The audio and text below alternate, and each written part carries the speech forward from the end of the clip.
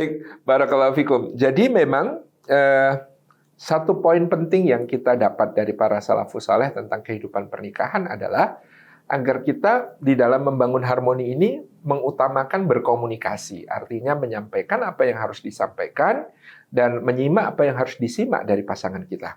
Bahkan ada Abu Sulaiman Ad-Darani rahimahullah ta'ala, seorang ulama salafus saleh, yang menceritakan bagaimana kemudian dia menghabiskan malam pertamanya ketika menikah itu untuk berkomunikasi, untuk saling bertanya jawab tentang hal apa yang disukai dan tidak disukai, tentang apa yang diharapkan dari pasangan, tentang apa SOP yang perlu disiapkan dalam kehidupan rumah tangganya. Sama istrinya sampai tanya, manakah di antara temanmu yang kalau datang ke rumah kita cukup diterima di beranda, mana yang kemudian boleh kita bawa ke ruang tamu, mana yang kemudian kita izinkan untuk makan di ruang makan kita, mana yang kita izinkan untuk menginap, itu dijelaskan apa yang menjadi kesukaanmu, ya makanan kesukaan, pakaian kesukaan, apa-apa yang kemudian menjadi ketidaksukaanmu. Kamu tidak suka kalau aku mengerjakan apa. Kalau kamu marah sebaiknya aku ngapain, gitu ya? Apakah ikut marah atau bikinin teh atau kemudian tinggal tidur saja, gitu ya? Ya. Kalau di depan umum apa yang kita tunjukkan tadi termasuk ya kemesraan macam apa yang boleh kita tunjukkan dan tidak boleh kita tunjukkan, gitu ya. Kemudian kata-kata seperti apa yang akan menyenangkanmu, menguatkanmu ketika kamu lagi capek dan lain sebagainya. Itu dikomunikasikan dengan cara yang sangat detail. Artinya ini adalah sebuah contoh supaya kita tidak terjebak kepada prasangka-prasangka. Nyun sewu, banyak rumah tangga itu bermasalah karena dia ditutup oleh prasangka. Di antara bentuk prasangka yang paling merusak berbunyi, harusnya dia tuh tahu. Harusnya dia tuh tahu. Tahu apa? Gitu ya.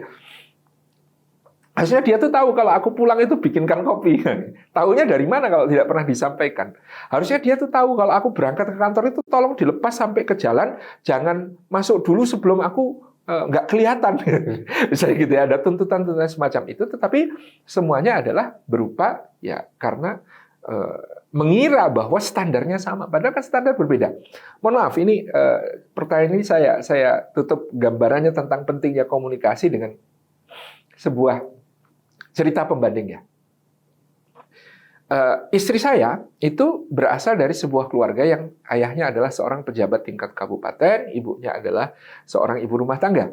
Ya, ketika saya nginap di tempat mertua, saya jadi tahu apa yang menjadi standar di dalam khidmah seorang istri kepada suami di tempat mertua, yaitu misalnya pagi itu ibu mertua akan menyiapkan baik jajan pasar, teh dan kopi maupun makanan berat untuk sarapan.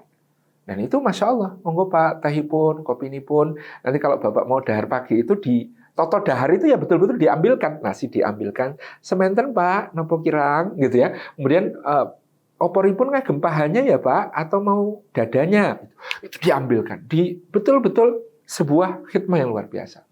Nanti bahkan kadang-kadang ya sepatu ditalikan gitu ya. Kadang-kadang ya ketika kemudian mau masuk ke kendaraan, tasnya diulungkan gitu ya, cium tangan, dan itu tadi ketika Bapak tindak itu tidak akan Ibu masuk ke dalam rumah sebelum bayangan terakhir kendaraannya Bapak itu menghilang di kelokan. Nah, seperti itu. Sementara sebagai pembanding, saya lahir di keluarga yang bapak saya pengajar, ibu saya pengajar, dua-duanya pendidik. Kan kadang-kadang kalau pendidik ya yang ngajar jam pertama siapa? Ya kalau ibu tindak duluan, ibu saya terbiasa mengatakan misalnya, Pak, menawi badhe damel teh anu lho, air panasnya sampun wonten. Nyuwun sewu nggih Ibu bidari nggih gitu. Itu biasa bapak saya bikin teh sendiri biasa, enggak ada masalah gitu ya. Kami anak-anaknya juga dipersilahkan. Misalnya, Bapak nek ngersakaken sarapan, anu nggih, nasinya sudah ada di rice cooker tapi lauknya belum bikin. Itu ada telur, kalau mau bikin telur ceplok monggo Pak. Itu biasa gitu ya, di keluarga kami itu biasa. Nah, kami menikah. Kan ini kondisinya saya jadi bersyukur. Kenapa? Karena standar khidmah seorang istri di keluarga istri saya itu lebih banyak dibandingkan apa yang kemudian saya lihat di keluarga saya. Kan masing-masing kita kan pasti membawa tolak ukur dari keluarganya sendiri-sendiri. Nah, saya yang terbiasa bikin sendiri nggak apa-apa dan lain sebagainya. Sementara istri saya, ya tadi. Saya bahkan kadang-kadang dimarahin kalau bikin teh sendiri. Apa toh, Bah? Bikin teh toh? Buat duduk, bilang, tak bikinkan. Nah, itu standarnya istri saya, gitu ya. Tapi kalau coba bayangkan kalau kami berasal dari keluarga yang sebaliknya. Saya dari keluarga kayak istri saya dari keluarga kayak keluarga saya. Terus saya kemudian mempersepsi tanpa berkomunikasi bahwa harusnya istri saya tahu bahwa yang namanya istri itu begitu, begitu, begitu tugasnya dari apa yang saya lihat dari keluarga saya misalnya. Kan jadi masalah gitu ya. Maka poin pertama dari semua hal dalam hubungan itu adalah komunikasi. Nah, maka tadi suatu saat upayakan untuk duduk bersama. Mas, ya kita itu kan berbeda. Jenengan standari yang namanya mesra itu begini-begini. Saya juga punya standar tentang yang namanya mesra itu seneng kalau begini-begini-begini. Gelenak-gelenik lah berdua, kemudian saling menyampaikan. Ya tetap kita harus saling berkompromi. Wong saya itu senengnya dibeginikan, mosok Mas nggak mau nyenengkan saya sama sekali. Kan harusnya ada juga toleransi untuk memberikan kesenangan itu. Tapi saya juga tahu tempat. Misalnya jenengan terlalu rikuh untuk kemudian gandeng saya di depan banyak orang. Ya sesekali saja, tidak harus selalu. Tapi kan itu kesenangan bagi saya, kebahagiaan. Jadi ini perlu dikomunikasikan. Maka kunci dari semuanya pertama-tama memang komunikasi. Harmoni itu kan diupayakan diantaranya melalui sebuah komunikasi supaya tadi kita terjebak pada prasangka-prasangka yang numpuk-numpuk kekecewaan. Nah itu yang bahaya kalau numpuk-numpuk kekecewaan itu. Ngaten, mudah-mudahan bermanfaat.